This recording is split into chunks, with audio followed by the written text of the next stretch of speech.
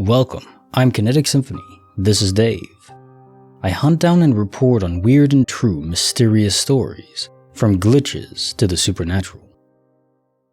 Case file number 1667, written by Radicus Amicus, the Nordic Nexus of glitched machinery.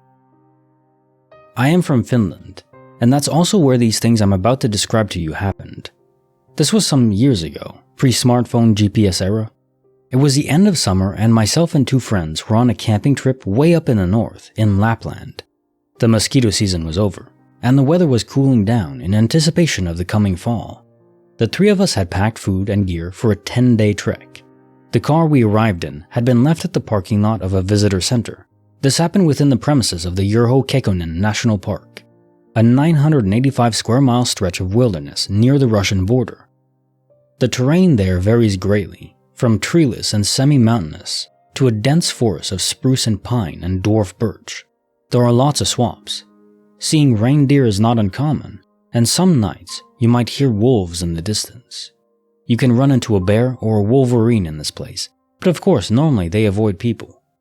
We mostly camped in a tent, but some nights we used shelters and simple huts, provided for travelers free of charge. The trip had lasted 5 days. We were at the furthest of any kind of civilization we were going to be. On that particular outing, truly in the middle of nowhere, there really is nothing there. There are no villages, towns, or industry. The place is a national park after all. Seeing other hikers happen from time to time, you'd see some people in the distance. Maybe very rarely would you come face to face with anyone. So in the middle of our trip, we were camped in a small clearing. Woodland extending around us for a considerable distance in all directions. It was already dark. We had eaten our evening meal, and all three of us were jammed in our only tent. It was a bit cramped, but we fit. We took turns carrying it during the hikes. We were just exchanging some jokes and crude humor in the dark, like guys in their 20s do. About to go to sleep in our sleeping bags. When we quieted down, we began to hear it, talking, and the sound of machinery. Given our location, this was profoundly weird. We camped in a tent because there were no huts nearby. Maybe there was another camp somewhere near us? We couldn't quite make out what was being said, but it was a human voice, no doubt about it. But nothing really could explain the sound of heavy machinery. It sounded like an excavator or a tank, something big, powerful, and really not too far away. Combined with the sound of talking, we thought, construction yard?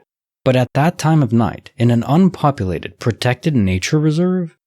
We got out of our tent. It was cold and pitch black. The campfire had some coals still glowing. We took out our flashlights.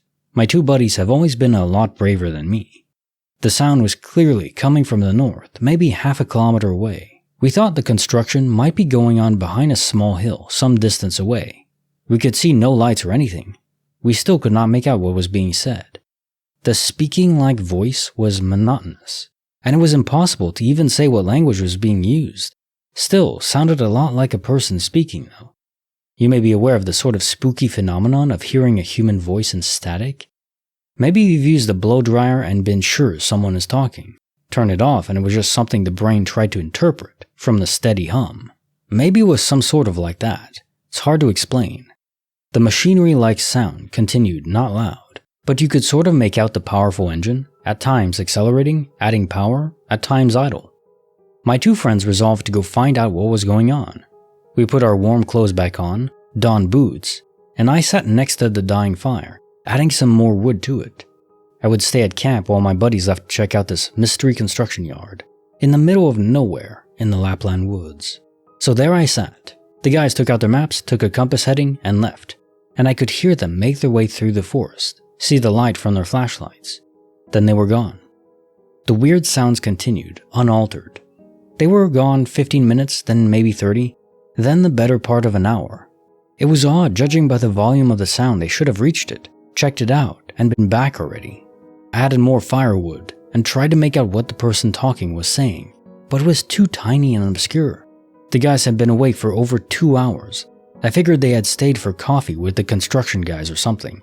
Then the sound stopped, just like that. It just ended, all the same time. The engine sound and the voice both just quit. It was very silent. I waited for another 30 minutes, very worried now that something bad had happened. That maybe my friends were lost. Should I go and try to find them? I shouted their names several times and built the fire pretty big. I was scared crapless when suddenly I saw the flashlights of my friends. Apparently they were returning in a hurry. The guys got back to camp out of breath. They told me the following. They had followed the sound beyond the small ridge in the distance. There was nothing there, and it seemed like they were not getting any closer to the source of the sounds. They had to stop every now and then, be quiet, and listen to it to be able to walk towards it. They walked and stopped like this for some time, then realized they were not getting any closer. The sounds did not change in volume at all. They decided to go just a bit further, several times, when suddenly the sound just stopped, like someone pressed a button on a recording. They realized it had been going on for a long time. They were in the middle of the dark woods alone. They reversed their heading and started back at a brisk pace. Eventually, they saw my big fire from the top of a hill and found their way back. The weird thing is, we seem to think the sound stopped at a different time. They had been gone 2.5 hours in total. They said the sound stopped at around the 1 hour 15 minute mark after they left. They then started to head back immediately. The return trip taking a bit longer, even though they kept a good pace.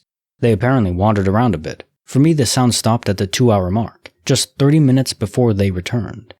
We did not sleep that night.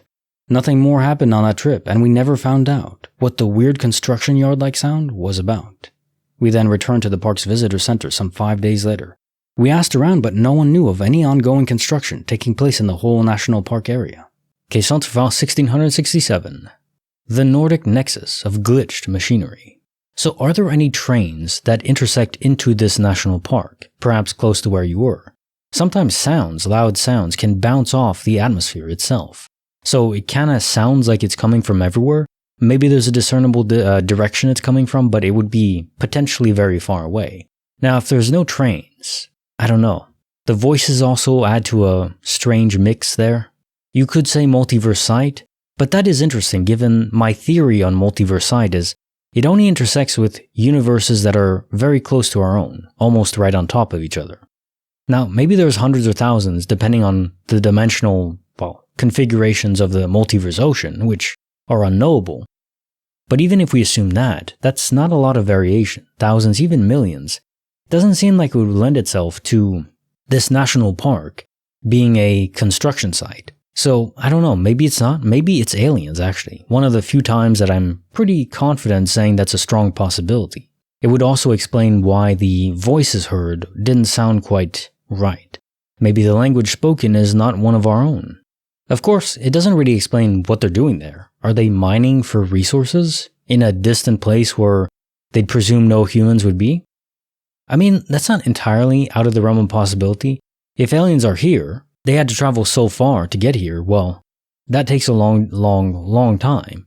And unless they're in the Star Trek level utopia where they can produce things from thin air just from energy, matter energy converter, outside of that level of technology, they would still need resources from various planets. They could maybe get it from asteroids. Maybe there's some things on Earth that they can't get anywhere else in the solar system.